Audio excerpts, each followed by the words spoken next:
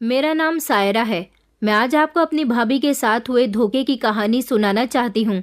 मेरी भाभी बहुत सीधी औरत थी। मेरी भाभी ने मुझे अपनी नंद नहीं बल्कि अपनी औलाद की तरह पाला था। मेरे माँ बाप काफ़ी सालों पहले ही गुजर चुके थे। मेरे परिवार में बस मेरे बड़े भाई भाभी और मैं रहते थे। मेरा एक छोटा भाई भी था जो कि दूसरे शहर के स्कूल में पढ़ता था। वो छुट्टियों में ही घर आता था। कभी कभी हमारी उससे फ़ोन पर बात हो जाती थी। मेरे छोटे भाई की उम्र 18 साल थी। भाई चाहते थे कि वो कुछ बन जाए, इसलिए भाई ने शुरू से ही उसे मामा के घर भेज दिया था। मेरे मामा का घर दूसरे शहर में था। मेरे मामा का अपना एक बहुत बड़ा स्कूल भी था। मेरा भाई उन्हीं के स्कूल में पढ़ता था और वो कम ही हमारे शहर में आता था। वो ज़्यादातर मामा के घर पर ही रहता था। माँ बाप के मरने के बाद उसकी परवरिश मेरे मामा ने ही की थी, लेकिन वो हमारे घर भी आता था। सारी छुट्टियां वो हमारे घर पर ही गुजारता था। मेरे छोटे भाई का नाम शाहिद था। मेरे भाई की शादी मेरे माँ बाप के सामने ही हो गई थी। मेरी भाभी बहुत सीधी थी। कोई भी उनसे कुछ भी कह दिया करता था, लेकिन वो कभी किसी को पलटकर जवाब नहीं देती थी। जब से वो हमारे घर शादी करके आई थी, कभी भी हमें उनकी तरफ से कोई शिकायत नहीं मिली थी। वो मेरे भाई को और मुझे बहुत प्यार करती थी। मेरे माँ बाप के गुजर जाने के बाद उन्होंने मुझे अपनी औलाद की तरह पाला था। जब मेरे माँ बाप इस दुनिया से चले गए थे, तब मैं बहुत कम उम्र की थी। मेरी भाभी के पास कोई औलाद नहीं थी, इसलिए वो मुझे अपनी औलाद समझती थी। मेरी भाभी मेरी माँ जैसी थी और मेरे भाई मेरे बाप की तरह थे। जब मैं जवान हुई तो मेरे भाई को मेरी शादी की फिक्र हुई। उन्होंने मेरे लिए एक अच्छा रिश्ता तलाश करना शुरू कर दिया था। कुछ दिनों के बाद ही मेरी शादी काशिफ से हो गई थी। काशिफ बहुत पढ़े लिखे और समझदार इंसान थे। शादी करके जब मैं अपने ससुराल गई थी, तो शादी के शुरू के ही दिनों में मुझे ये बता दिया गया था कि मुझे अपने ससुराल में अपनी सास के साथ साथ अपनी नंद को भी खुश करना होगा। मेरे ससुराल में मेरे पति के अलावा सास और मेरी एक जवान नंद रहा करती थी, जबकि उनके पिता भी काफ़ी सालों पहले ही गुजर चुके थे। मेरी नंद की उम्र 40 साल थी, लेकिन अभी तक मेरी सास ने उनकी शादी नहीं की थी। न जाने ऐसी क्या बात थी जिसकी वजह से वो अभी तक कुंवारी बैठी हुई थी, जबकि मेरी शादी तो 20 साल की ही उम्र में कर दी गई थी। मेरे पति तो मुझसे बहुत प्यार किया करते थे, इसलिए मेरी छोटी से छोटी बातें उनको खुश कर दिया करती थी। मेरी सास का दिल भी बहुत नरम था, लेकिन घर में असली परेशानी तो मेरी नंद थी। मेरी नंद उम्र में मेरे पति से भी बड़ी थी। मेरी नंद का नाम अदीबा था। मेरे पति अदीबा बाजी से बहुत दबते थे। वो उम्र में उनसे बड़ी थी, इसलिए उनका बहुत लिहाज किया करते थे। अदीबा बाजी में मिजाज की बहुत कड़क थी। जाहिर सी बात है, उनकी उम्र बहुत ज़्यादा हो गई थी, इसलिए वो ऐसी थी। शादी ना होने की वजह से वो बहुत ज़्यादा चिड़चिड़ी रहा करती थी। एक दिन तो उन्होंने हद ही कर दी थी। काशिफ मेरे लिए एक प्यारा सा सूट लेकर आए थे। मैंने वो सूट बहुत खुशी खुशी अगले ही दिन पहन लिया था। वो नया सूट मैंने पहन लिया तो मेरी नंद मुझे देखते ही गुस्से में आ गई थी और मुझसे कहने लगी कि तुम ये नया सूट पहनकर मुझे जलाने की कोशिश कर रही हो। तुम्हारी शादी 20 साल की उम्र में हो गई है और जबकि मेरी उम्र 40 साल हो गई है और कुंवारी ही अपने माँ बाप के घर बैठी हुई हूँ। तुम्हें पता है, हम लोग नए कपड़े या तो तब पहनते हैं जब हम किसी के घर जाते हैं, या फिर तब पहनते हैं जब हमारे घर कोई मेहमान आता है। तो तुम मुझे जलाने के लिए जानबूझकर ये कपड़े पहनकर आई हो। मुझे पता है ये कपड़े तुम्हें रात काशिफ भाई ने दिए हैं। मैं उनकी बात सुनकर नहीं में सर हिलाने लगी और कहने लगी कि अदीबा बाजी, ऐसी कोई बात नहीं है। ये बात ठीक है कि ये सूट मेरे लिए काशिफ लेकर आए हैं। मैंने उनकी ही खुशी के लिए ये सूट पहना है, लेकिन ऐसा हरगिज नहीं है कि मैं आपको जलाना चाहती हूँ। मुझे क्या पता था कि मेरे नए कपड़े पहनने पर आपको बुरा लग जाएगा। ये बात सुनकर अदीबा बाजी फूट फूट कर रोने लगी। उनकी आवाज़ सुनकर मेरी सास और मेरे पति भी कमरे से बाहर आ गए थे। मैं बहुत घबराई हुई थी कि ना जाने अब मेरे साथ क्या सुलूक किया जाएगा। मेरी सास ने अपनी बेटी को गले लगाया और कहने लगी कि क्या बात है बेटी, तुम रो क्यों रही हो। अदीबा बाजी ने अपनी माँ को बताया कि सायरा ने नया सूट घर में पहन रखा है। वो ये सूट पहनकर मुझे जलाना चाहती है। ये दिखाना चाहती है कि उसके पति ने उसे ये गिफ्ट किया है, जबकि मेरी तो शादी भी नहीं हुई, और मुझसे कह रही है कि मेरे लिए काशिफ लेकर आए हैं, और जबकि मैं तो अभी तक अपने मायके में बैठी हुई बूढ़ी हो रही हूँ। और वो मुझसे कह रही है कि आपको क्या पता कि सुहाग का सुख क्या होता है। मेरी बात सुनकर मेरी सास ने मुझे खा जाने वाली नज़रों से देखा था। मैंने अपनी सफाई में कहा कि नहीं नहीं अम्मी, ऐसी कोई बात नहीं है। अदीबा बाजी झूठ बोल रही हैं।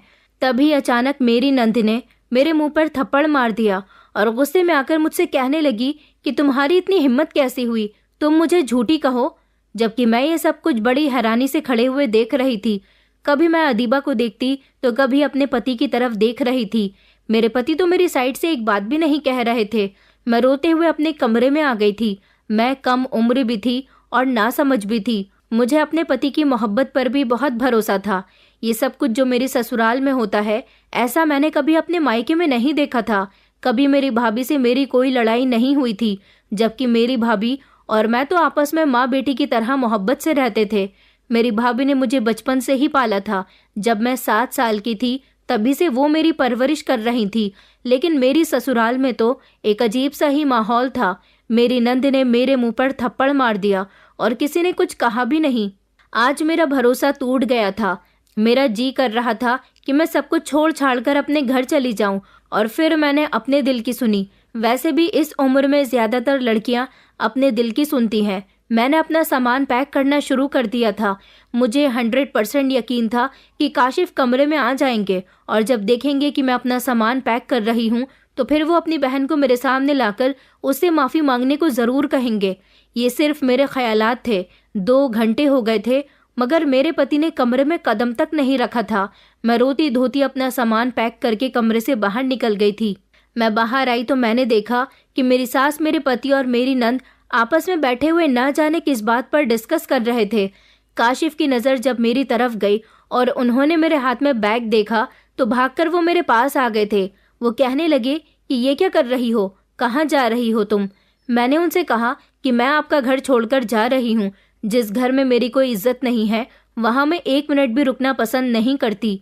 काशिफ कहने लगे कि पागल मत बनो, हम इस मामले को बैठकर भी तो सुलझा सकते हैं। मैंने कहा काशिफ, मैं आपके घर में सिर्फ एक शर्त पर ही रहूंगी।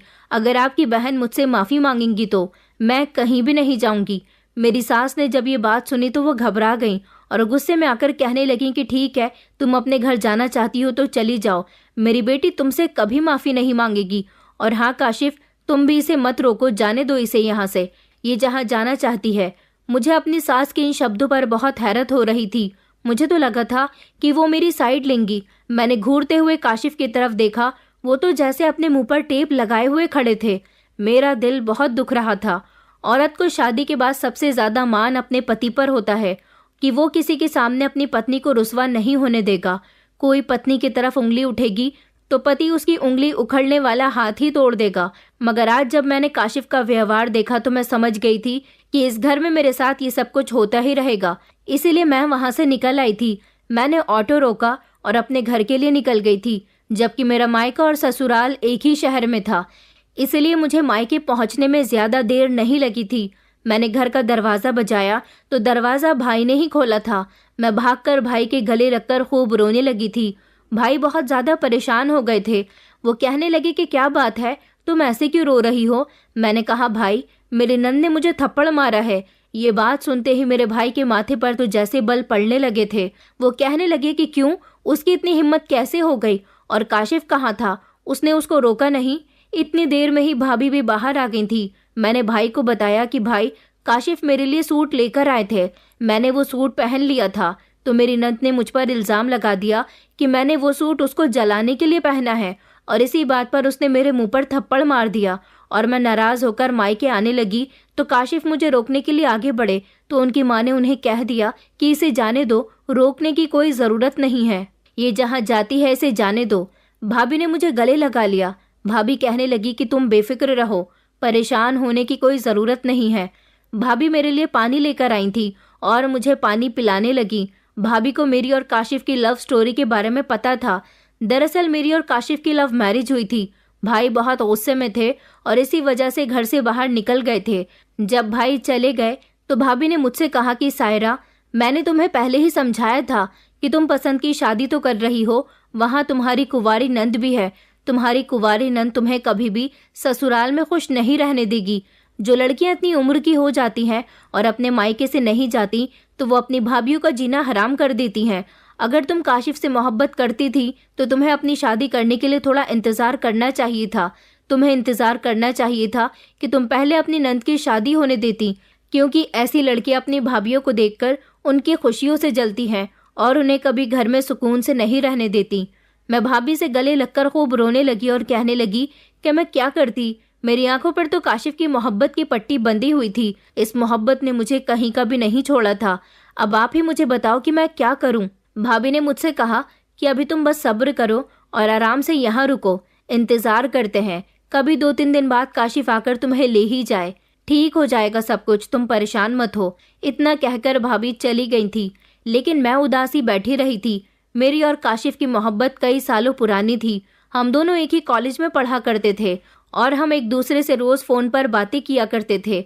फिर काशिफ की अच्छी जगह नौकरी लग गई थी और मेरे भैया भाभी भी मेरे लिए रिश्ता तलाश कर रहे थे। मैंने काशिफ से कहा था कि तुम अपने घर से मेरे लिए रिश्ता भेज दो। काशिफ ने कहा कि मैं भी चाहता हूँ कि जल्दी जल्दी तुम्हें अपनी पत्नी बनाकर अपने घर लेकर आ जाऊं, मगर जब तक मेरी बड़ी बहन की शादी नहीं होती मेरा नंबर नहीं आएगा। मैंने 2 साल तक तो इंतजार कर लिया था ताकि काशिफ की बहन की शादी हो जाए। मैंने काशिफ की और अपनी शादी के लिए बहुत दुआएं मांगी थी। मैं चाहती थी कि जल्द से जल्द काशिफ की बड़ी बहन की शादी हो जाए। ये बात ठीक है, पहले बड़ी बहन की शादी होना ज्यादा बेहतर रहेगा, लेकिन काशिफ की बहन की शादी नहीं हो रही थी तो मैं और उसके लिए कितना इंतजार करती। इंतजार तो सिर्फ मैं ही कर सकती थी, मेरे भैया तो नहीं कर सकते थे। मेरे भैया मेरा रिश्ता देखने में बहुत जल्दबाजी कर रहे थे। उन्होंने मेरे लिए एक लड़का भी पसंद कर लिया था। मेरी परेशानी की कोई हद नहीं बची थी। टेंशन की वजह से मैंने खाना पीना भी छोड़ दिया था। मैं सारा दिन रोती रहती थी। भाभी मेरे लिए बहुत परेशान रहती थी। इसलिए मैंने उनको अपने दिल की सारी बात बता दी थी कि मैं किसी लड़की से प्यार करती हूँ, वो भी मुझसे शादी करना चाहता है। लेकिन भैया ने तो मेरे लिए लड़का पसंद कर लिया है। भाभी ने कहा कि तुमने ये बात मुझे पहले क्यों नहीं बताई। मैं चुप हो गई और भाभी के सीने से लगकर खूब रोने लगी थी। मैंने भाभी से कह दिया था कि अगर मेरी पसंद के लड़के से मेरी शादी नहीं हुई तो मैं अपनी जान दे दूंगी। मेरी ये बात सुनकर भाभी बहुत घबरा गई थी और मुझसे कहने लगी कि गलत कदम उठाने की कोई जरूरत नहीं है, मैं तुम्हारे लिए तुम्हारे भाई से बात करती हूँ। भाभी ने भैया से बात कर ली थी। दोनों ने ही फैसला मेरे हक में कर दिया था। भाई ने कहा कि ठीक है, अगर हमारी बहन शादी करना चाहती है तो हम इस घर में उसका रिश्ता कर देंगे। भाई ने काशिफ के बारे में जांच पड़ताल निकाल ली थी। काशिफ के बारे में पता चला था कि वो बहुत अच्छा इंसान है। इसी वजह से भाई बेफिक्र हो गए थे। लेकिन जब उनके घर के बारे में ये पता चला कि काशिफ की एक बहन है जो काशिफ से बड़ी है, उसकी अभी तक शादी नहीं हुई है, इस बात को लेकर दोनों ही कुछ कंफ्यूज हो रहे थे। भाभी ने मुझसे कहा कि सायरा, तुम बहुत नाजों से पली बड़ी हो। हमने कभी तुम्हारे साथ तेज आवाज तक में बात नहीं की, मगर हमें ऐसा लगता है कि शादी के बाद तुम्हें बहुत कुछ सहना पड़ेगा। तुम्हारी नंद की शादी की उम्र गुजर चुकी है, वो तुम्हें बहुत परेशान करेगी, हर चीज में तुमसे मुकाबला करेगी। अभी भी तुम्हारे पास टाइम है, तुम सोच लो शादी करनी है या नहीं। मैं तो काशिफ की मोहब्बत में पागल हो गई थी, इसलिए जल्दी से मुझे हर हाल में काशिफ का रिश्ता कबूल करना था। दुख और सुख जिंदगी का हिस्सा है। अगर मेरी नंद मुझे दुख देगी तो सुख देने के लिए काशिफ मौजूद है ना। ये बातें याद आते ही मेरी आंखें भर आती हैं। ये बातें सोच सोच कर मेरा दिल बहुत दुखता है। आखिर मेरे परिवार ने मुझे समझाया था, लेकिन उस वक्त मुझे किसी की कोई बात समझ नहीं आई थी। आज मुझे उन लोगों की समझाई हुई बातों का मतलब समझ आता है। काशिफ आज मेरी साइड ले लेते तो शादी के 5 महीने बाद ही मुझे ऐसे नाराज होकर मायके में आकर नहीं बैठना पड़ता। भाई जब शाम को घर वापस आए तो काशिफ की वजह से बहुत नाराज हो रहे थे। वो मुझसे कहने लगे कि सायरा, तुम अब अपनी ससुराल नहीं जाओगी। लोग अपनी पहचान इसलिए तो नहीं बनाते ना कि उन्हें ये सब कुछ देखना पड़े। तुम दोनों पति पत्नी की आपस की लड़ाई होती तो कोई बात नहीं थी, लेकिन तुम्हारी नंद ने जो तुम्हारे ऊपर हाथ उठाया है, ये बात मुझसे बर्दाश्त नहीं हो रही कि तुम्हारी नंद तुम पर हाथ उठाए। भाभी को बहुत उम्मीद थी कि काशिफ मुझे लेने के लिए जरूर आएंगे। उम्मीद तो मुझे भी यही थी कि काशिफ बहुत जल्द मुझे अब मेरे घर से ले जाएंगे, लेकिन मुझे अपने मायके में रहते हुए 15 दिन हो गए थे। काशिफ का घर आना तो दूर, उन्होंने मुझे एक कॉल या मैसेज भी करना ठीक नहीं समझा था। अब काशिफ की मुझे बहुत याद सताने लगी थी। मेरा गुस्सा ठंडा हो गया था तो दिल चाह रहा था कि वापस अपने पति के घर चली जाऊं। अब मैं पूरा दिन रोती रहती थी। एक दिन भाभी ने मुझे रोते हुए देखा तो कहने लगी कि सायरा, मैं देख रही हूँ कि तुम काशिफ के पीछे किस तरह पागल हो रही हो, मगर मेरी एक बात कान खोलकर सुन लो, तुम खुद से इस घर से नहीं जाओगी। जब तक काशिफ तुमसे यहाँ आकर माफी नहीं मांगेगा तब तक तुम इस घर से एक कदम तक नहीं निकालोगी। तुम्हें अपने ससुराल जाने की कोई ज़रूरत नहीं है। और हाँ, मैं तुम्हें इस बात की भी इजाज़त नहीं देती कि तुम उसे मैसेज या कॉल कर लो। मैंने भाभी की बात मान ली थी और कुछ दिन ऐसे ही गुजर गए थे। मुझसे इंतज़ार नहीं किया जा रहा था, बल्कि मेरा दिल दिन ब दिन बहुत दुख रहा था। मेरे दिल में ये बैठ गया था कि कहीं ऐसा ना हो कि काशिफ मुझे भूल ही जाए।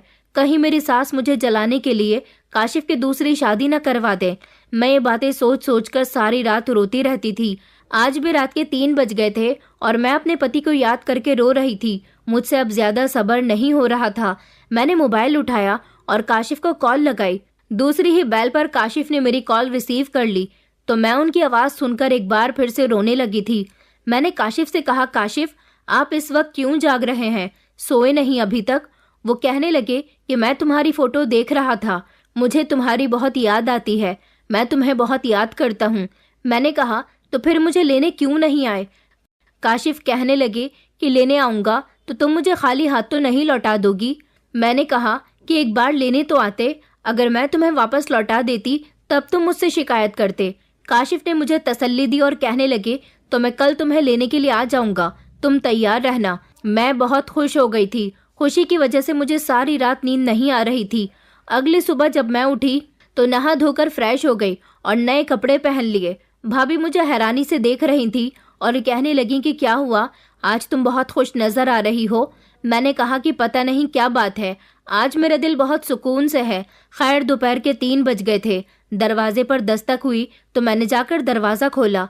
ये देखकर मैं हैरान रह गई थी कि दरवाजे पर मेरी सास, मेरे पति और मेरी ननंद खड़े हुए थे और मुझे लेने के लिए आ गए थे।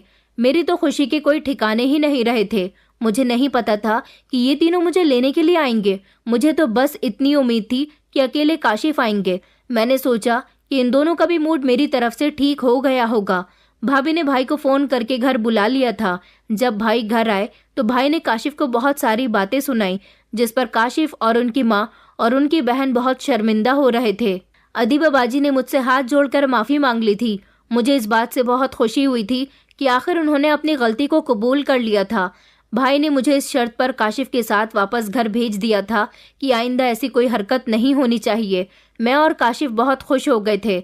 घर पहुंचते ही पता चला कि मेरे घर का माहौल बिल्कुल ही बदल गया है। मेरी सास तो मुझे ज़मीन पर पाँव भी नहीं रखने देती थी और मेरी नंद भी मेरे आगे पीछे फिरती रहती थी। दोनों ही बस मुझसे कहती थी कि तुम आराम करो, घर का काम हम खुद कर लेंगे। मुझे तो ऐसा लग रहा था जैसे ये सब कुछ काशिफ की वजह से हो रहा है। शायद उन्होंने अपनी माँ से कहा होगा कि मेरी पत्नी का ख्याल रखना। ऐसे ही कुछ दिन और गुजर गए। मैं अपनी ज़िंदगी में अब बहुत खुश थी। आखिर मेरी सास और मेरी ननंद मुझे बहुत प्यार कर रही थी, लेकिन मुझे नहीं पता था कि ये सब कुछ एक दिखावा है। असली बात तो बाद में पता चली। एक दिन मैं अपने कमरे में बैठी हुई मोबाइल चला रही थी, तभी मेरी सास मेरे पास आकर मेरे कमरे में बैठ गई और बड़े प्यार से मुझसे बात करने लगी। मुझसे कहने लगी कि सायरा, मैं तुमसे एक बात पूछना चाहती हूँ। मैंने कहा कि जी अम्मी, कहिए क्या बात पूछना चाहती हैं आप। कहने लगी कि तुम्हारे भाई शाहिद की उम्र कितनी होगी। मुझे अपनी सास की नीयत पर कुछ शक सा हो रहा था।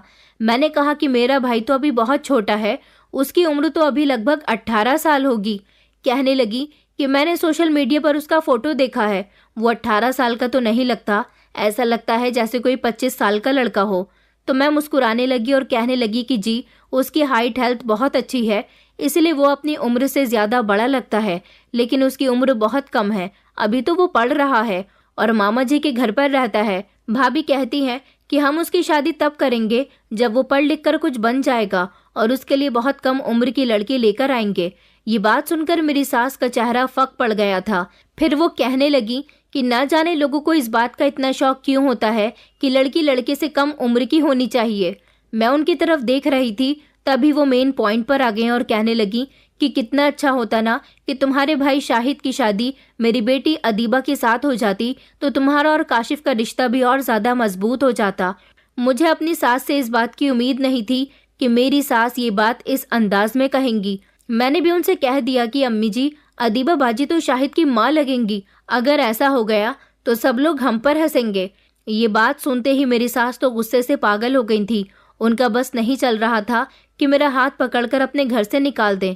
गुस्से में लाल पीली होकर उठकर वो मेरे कमरे से चली गई थी। मैंने भी जल्दी से भाभी को फ़ोन लगाया और उनको सारी बात बता दी थी। भाभी तो ये बात सुनकर बहुत हंसने लगी और कहने लगी कि तुमने बहुत अच्छा किया जो साफ साफ उनके मुंह पर इनकार कर दिया। भाभी कहने लगी कि मैं यही सोच रही थी कि अदीबा इतनी अच्छी कब से हो गई जो तुमसे माफ़ी मांग ली उसने। मैं सारा खेल समझ गई हूँ। अब पता चला कि ये माँ बेटी क्या करना चाहती हैं। भाभी थोड़ा परेशान हो गई थी। कहने लगी कि कहीं ऐसा ना हो कि तुम्हारा पति इस बात पर जोर देने लगे कि वो शाहिद की शादी तुम्हारी ननद से करवा दे। तुम्हारी सास को शर्म नहीं आती, इतनी कम उम्र के लड़के से वो तुम्हारी बूढ़ी ननद से शादी करवाना चाहती है। शाहिद को इस बारे में पता चला तो वो बहुत गुस्सा करेगा। वो तो अभी पढ़ रहा है, वैसे भी वो अभी बच्चा है। हमें उसके दिमाग में शादी का ख्याल नहीं डालना चाहिए। अपनी सास से साफ साफ कह देना कि आज के बाद अपने मुंह से इस बात को ना निकालें। मैंने भाभी को तसल्ली दी और कहा कि भाभी ऐसा कुछ नहीं होगा, लेकिन मैं खुद अंदर ही अंदर डर रही थी कहीं सच में ऐसा ना हो कि काशिफ मुझे मजबूर करने लगे, तो फिर मैं क्या करूंगी। एक तरफ मेरा पति और एक तरफ मेरा भाई, इन दोनों के बीच में तो मैं फंस जाऊंगी। ये बातें सोच सोचकर मैं बहुत ज्यादा घबरा रही थी। तभी मैंने देखा कि दोबारा मेरी सास कमरे में आ गई थी। उनके चेहरे पर बहुत खुशी छलक रही थी और मुझसे कहने लगी कि बहू जल्दी से मेरे साथ चलो। मैं कमरे से बाहर गई तो कहने लगी कि मुझे ये बताओ, अदीबा के साथ बाजार चली जाओगी। मैंने कहा कि जी चली जाऊंगी, मगर सब ठीक तो है ना। वो कहने लगी कि हाँ सब ठीक है, दरअसल आज रात अदीबा का निकाह है। ये बात सुनकर मेरा तो मुंह खुला का खुला ही रह गया था। मैंने कहा किसके साथ निकाह हो रहा है। वो कहने लगी बस अब तुम ये बात मत पूछो, क्या तुम्हें अपनी नंद की शादी के बारे में सुनकर खुशी नहीं हुई। मैंने कहा कि नहीं ऐसा नहीं है। तो वो कहने लगी कि बस तुम अब अदीबा के साथ बाजार जाकर इसको अच्छे से कपड़े दिला लाओ। मैं तो हैरानी रह गई थी, मगर मैंने सोचा कि चलो अच्छा हुआ, ये बला मेरे सर से टलने वाली है, अब मुझे सुकून मिल जाएगा। मैं और अदीबा बाजी बाजार चले गए थे। उन्होंने एक लाल रंग का लहंगा खरीदा था। मुझे तो अभी भी यकीन नहीं आ रहा था। मैंने अदीबा बाजी से पूछा कि आपकी शादी किससे हो रही है। वो कहने लगी कि मुझे तो खुद भी नहीं पता कि कैसे बैठे बिठाए ये सब हो गया। मैंने कहा कि आपने लड़के को देखा है। वो शर्माने लगी और इशारे से गर्दन हिलाने लगी। हमें घर जाने की बहुत जल्दी थी, इसलिए हम घर वापस आ गए। मेरी सास ने घर के सारे इंतजाम संभाल लिए थे। मैं जैसे ही घर आई तो मेरी सास मुझसे कहने लगी कि सायरा तुम्हें काशिफ के सर की कसम है, तुमने काशिफ को अदीबा की शादी के बारे में बताया तो। अपनी सास की ये बात सुनकर तो मेरे होश ही उड़ गए थे। आखिर वो अपने सगे बेटे से इतनी बड़ी बात कैसे छुपा सकती हैं, और भाई की मर्जी के बिना ही बहन की शादी कैसे हो सकती है। मैं तो चुप खड़ी हुई थी और हैरानी से उनकी तरफ देख रही थी। वो मुझसे कहने लगी बस एक बार मेरी बेटी की शादी हो जाए, फिर मैं खुद ये सब कुछ काशिफ को बता दूंगी। तुम तो जानती हो ना वो लड़कों में कितने कीड़े निकालते हैं। मुझे इसी बात का डर है कि ये ना हो कि मेरी बेटी का रिश्ता खत्म हो जाए, इसलिए मैं जल्द से जल्द उसकी शादी करना चाहती हूँ। मैं चुप हो गई थी। मैं बोली अम्मी जी बारात का क्या इंतजाम करना है। वो मुझसे कहने लगी कि तुम इस बात की फिक्र मत करो, मैंने सब कुछ देख लिया है। मैं इस बात से परेशान हो गई थी और कहने लगी कि अम्मी जी मैं कौन से कपड़े पहनूं। तो उन्होंने मुझसे कहा कि तुम्हें तो बस हमेशा अपनी ही पड़ी रहती है, तुम कुछ भी पहन लेना, मगर इससे पहले मेरी अदीबा को तैयार कर देना। वैसे भी मैंने ब्यूटिशियन का कोर्स कर रखा था और मुझे बहुत अच्छा मेकअप करना आता था, इसलिए मैं अदीबा बाजी का मेकअप करने के लिए उनके कमरे में चली गई थी। मैंने उनको बहुत अच्छे से तैयार किया था और वो बहुत प्यारी लग रही थी। मैं यही चाहती थी कि बाजी का दूल्हा उन्हें देखते ही पसंद कर ले, ताकि फिर ये दोबारा मेरे घर न आ सके। खैर मेकअप करने के बाद अदीबा बाजी अच्छी लगने लगी थी। फिर मुझसे कहने लगी कि अब जल्दी से जाकर तुम भी तैयार हो जाओ। मैं अपने कमरे में चली गई और अपना सबसे ज्यादा खूबसूरत सूट निकालकर पहन लिया था। मैंने अपनी शादी के सारे जेवर भी पहन लिए थे। मैं भी बहुत प्यारी लग रही थी। तैयार होने के बाद जब मैं बाहर जाने लगी तो ये देखकर दंग रह गई कि मेरे कमरे का दरवाजा तो बाहर से बंद था। मैं हैरान रह गई थी कि आखिर मेरे साथ ये क्या हुआ है। मैं जोर जोर से दरवाजा पीटने लगी थी, मगर किसी ने मेरी नहीं सुनी और ना ही दरवाजा खोला। दरवाजा पीटते पीटते ही मुझे 1.5 घंटा गुजर गया था। मुझे बहुत गुस्सा आ रहा था।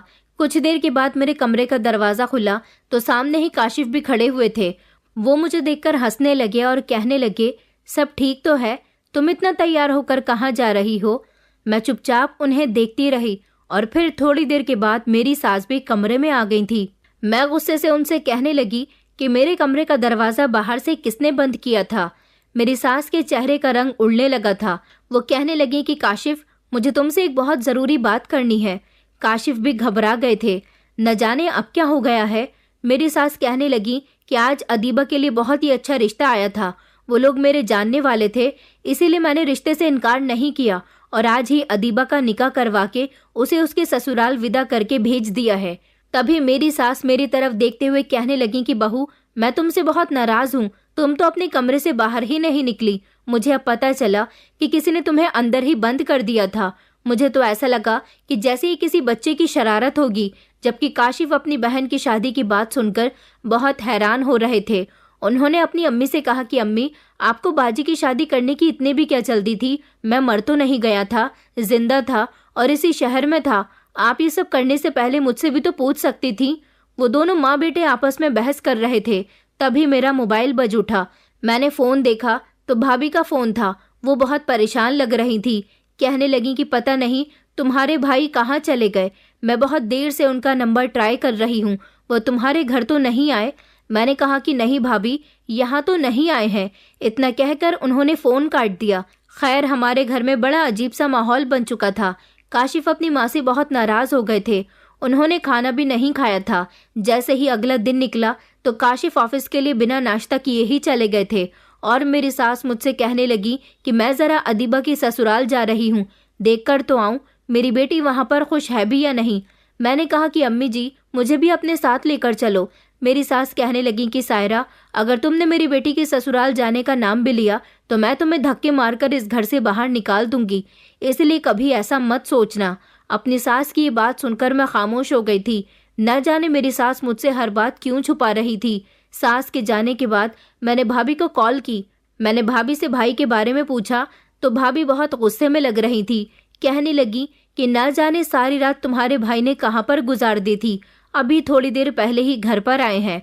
ये कहकर भी भाभी ने फ़ोन काट दिया था। जबकि मैं ये सब सोचकर परेशान हो रही थी कि न जाने ये सब क्या हो रहा है। मुझे अपनी नंद की शादी का बहुत इंतज़ार था। न जाने उनकी शादी कब होगी, लेकिन उनकी शादी इतनी जल्दी में हो गई कि कुछ पता ही नहीं चला। मेरा दिल अजीब से अंदाज में धड़क रहा था। मेरी सास ने हर चीज़ को मुझसे छुपा कर रखा था, बल्कि उन्होंने तो अपने सगे बेटे से भी कोई बात शेयर नहीं की थी। देखते ही देखते अदीबा बाजी की शादी को 3 महीने गुजर गए थे। अभी तक मुझे अदीबा बाजी की शादी कहाँ हुई है, इस बारे में कुछ नहीं पता था। एक दिन मेरी सास अदीबा बाजी के साथ वीडियो कॉल पर बात कर रही थी। मैं भी उनके पीछे आकर खड़ी हो गई थी। तभी अचानक ही अदीबा बाजी का पति कैमरे के आगे से गुजरा था। उस आदमी को देखकर तो मेरी जान ही निकल गई थी, क्योंकि वो तो कोई और नहीं बल्कि मेरा सगा भाई था। और ये देखकर मेरे पैरों तले से जमीन ही निकल गई थी। मेरा शरीर तो थर थर कांप रहा था। मैं कुछ कहने और सुनने की हालत में नहीं थी। मैं जल्दी से घर से बाहर निकली और ऑटो करके अपने मायके की तरफ रवाना हो गई। मेरी सास को भी इस बात का पता नहीं चला था कि मैं घर से निकल चुकी हूँ। घर जाते ही जैसे ही मैंने दरवाज़ा बजाया तो भाभी ने दरवाज़ा खोला। मैं भाभी से गले लगकर फूट फूट कर रोने लगी। भाभी मुझसे कहने लगी कि क्या बात है सायरा, फिर से काशिफ से झगड़ा हो गया है क्या? मैंने इनकार में सिर हिला दिया और कहने लगी कि भाभी, भाई कहाँ है? भाभी कहने लगी कि वो तो अपने ऑफिस गए हुए हैं। क्या हुआ? मैंने कहा भाभी, मुझे भाई से कुछ ज़रूरी बात करनी है। भाभी मुझसे कहने लगी कि उनके आने में अभी 2 घंटे बचे हैं, तब तक तुम उनका इंतज़ार कर लो और मुझे बताओ कि क्या हुआ है, तुम क्यों रो रही हो? मैंने भाभी को कुछ नहीं बताया और खामोशी बैठी रही थी। 2 घंटे के बाद जब भाई घर पर आए तो मुझे देखकर खुश हो गए। वो मुझसे प्यार से कहने लगी कि सायरा, आज तुम बहुत दिनों में आई हो, अब तुम यहाँ 2 दिन तक रुक कर जाना। मुझे भाई की शक्ल देखते ही बहुत गुस्सा आ गया था। मैं उन्हें देखकर पीछे हट गई और मैंने उनकी तरफ से अपना मुंह मोड़ लिया। मैं बहुत रो रही थी और मुझसे अब और बर्दाश्त नहीं हो रही थी। मैंने पलटकर भाई को जवाब दिया, भाई, आखिर मेरी भाभी में क्या कमी थी जो आपने दूसरी शादी कर ली है? मेरी बात सुनकर भाई और भाभी दोनों हैरान रह गए थे।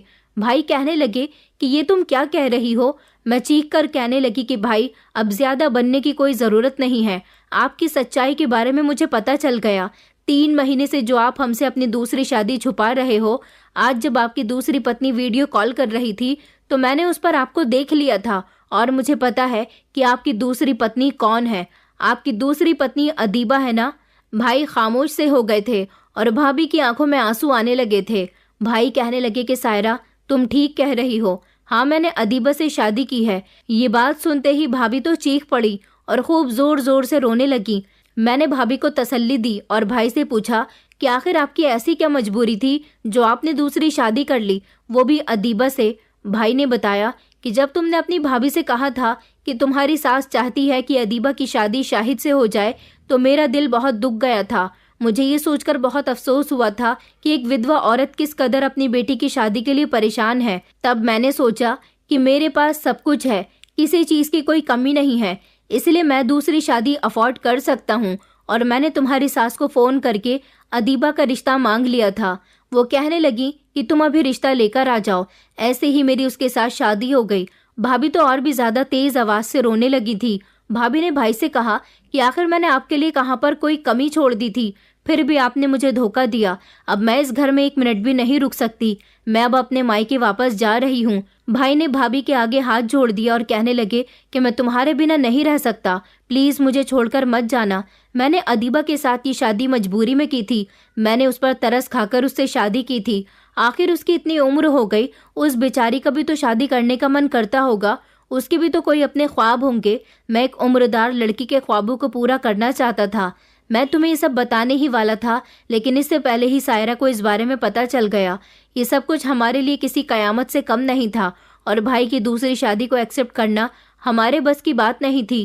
खैर, शाम के समय भाई जाकर अदीबा को हमारे घर ले आए थे। अदीबा ने भाभी के पांव पकड़ लिए और उनसे माफ़ी मांगने लगी। वो भाभी से कहने लगी कि मैं ज़िंदगी भर आपकी नौकरानी बनकर रहूंगी, कभी आपकी बराबरी करने का सोचूंगी भी नहीं। मुझे माफ़ कर दो और मुझे एक्सेप्ट कर लो। पता नहीं कैसे भाभी ने अपना दिल बड़ा कर लिया और अदीबा को कबूल कर लिया था, लेकिन मैंने अपनी नंद को भाभी के रूप में अभी तक एक्सेप्ट नहीं किया था। यहाँ तक कि मैंने भाई के साथ भी बातचीत करना बंद कर दिया था।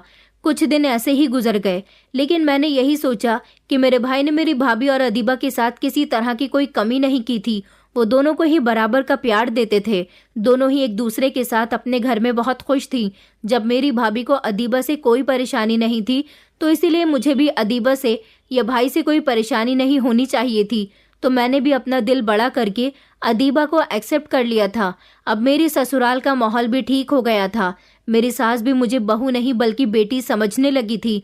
ना तो अब भाई के घर से किसी लड़ाई झगड़े की आवाज़ आती थी और ना ही मेरे घर से किसी लड़ाई झगड़े की आवाज़ निकलती थी। हम सभी लोग अपनी ज़िंदगी में बहुत खुश हैं। बीते हुए कल को भुलाकर हमने अपनी नई ज़िंदगी की शुरुआत कर दी है। दोस्तों, उम्मीद करती हूँ आपको हमारी कहानी पसंद आई होगी। कहानी पसंद आई है तो वीडियो को लाइक करें, चैनल पर नए हैं तो चैनल को सब्सक्राइब करें और हाँ, नोटिफिकेशन बेल को ज़रूर दबाएं ताकि अगली अपडेट सबसे पहले आपको मिले।